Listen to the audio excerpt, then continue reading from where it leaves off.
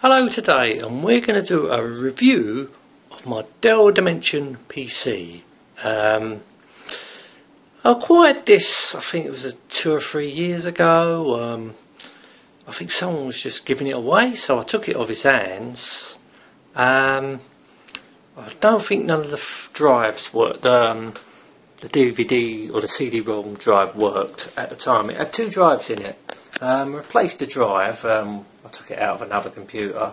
I have not spent no money on this at all. I honestly don't think it's worth it. The computer's way too old to spend any money on it. So, besides, I got more modern computers anyway. So I just thought I'd do a quick review on it, as I've done a couple of other videos like installing Windows 7. And really, to be honest with you, Windows 7 does run on this computer, but I felt it runs way too slow. Maybe because there's not enough memory in it. There's only 512 megabytes of RAM in it, but it does run it, but maybe the computer's too slow to handle it. As we're going to have a look at the front of it first. So here we go. So up the top we've got an LG DVD writer, and down below it we've got a USB card reader and audio, FireWire and SATA. But the thing is, I could only use the USB and the card reader because there's no facility for the SATA, of course, because there is no SATA in this computer.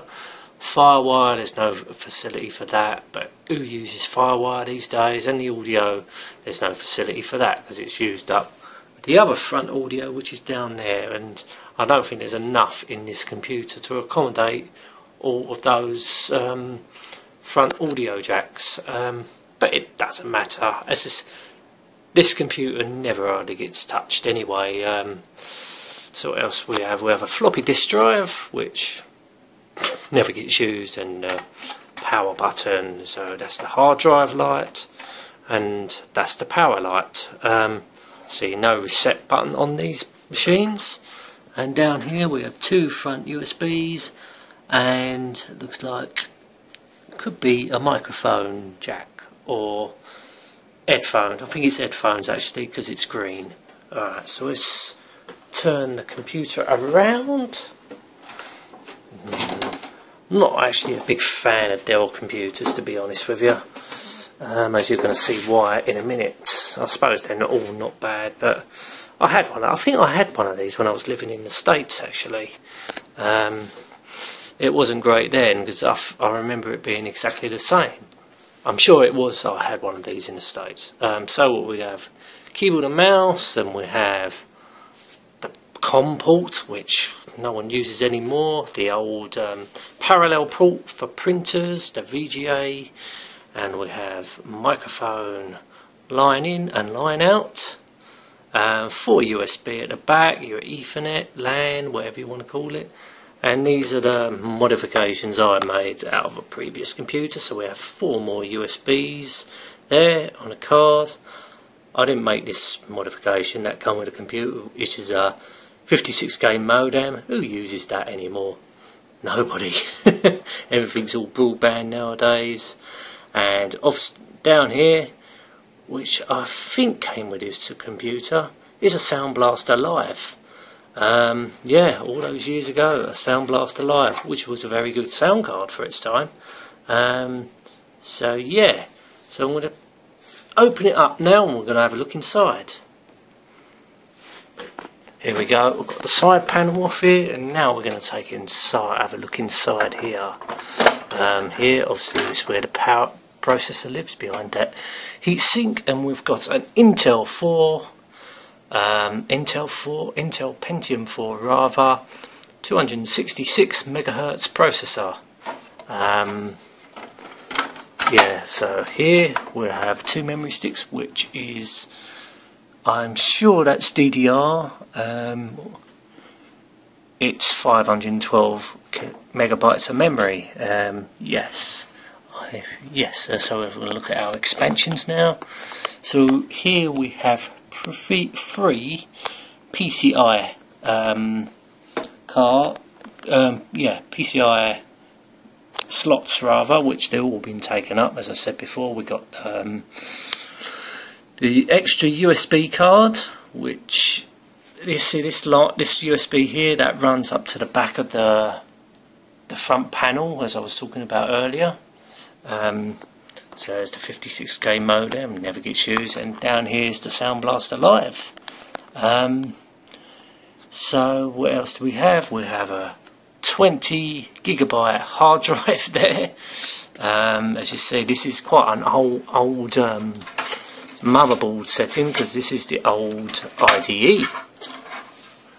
So there's no SATA in this computer at all, so it makes me think this was made about 2001, 2002 time. Could be 2003, not too sure, but even so, it's over 10 years old, so it's, as I say, it's not worth spending the money on something this old. You ain't going to upgrade it very much. It's not good for gaming, modern gaming. So we have our floppy disk drive there, and there's a back panel somewhere. You can't, it's right in front. It's not very big, and right at the top we have our DVD drive, DVD writer, which is very old. So here we have our power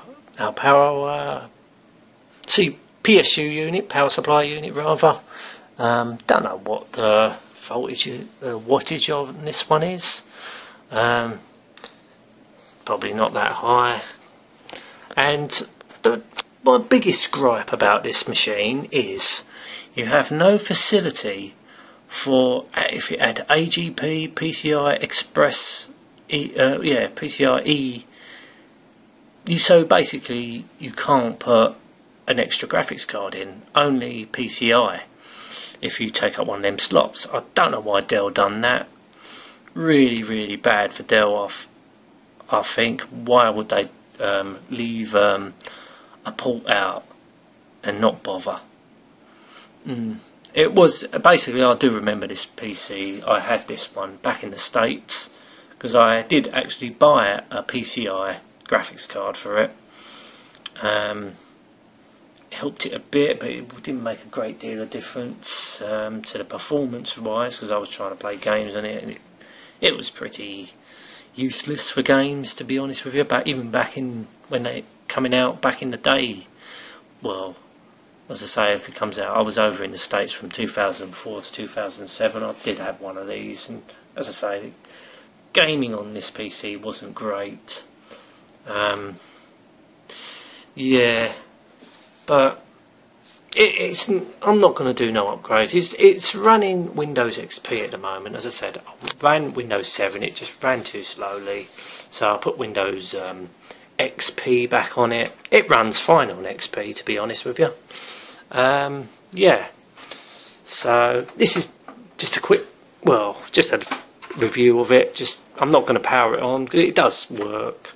I've done a couple of other videos on this when it's all powered on, but this is just a quick review of it. So I'm going to end the review here. Thank you so much for watching. Till next time, and goodbye.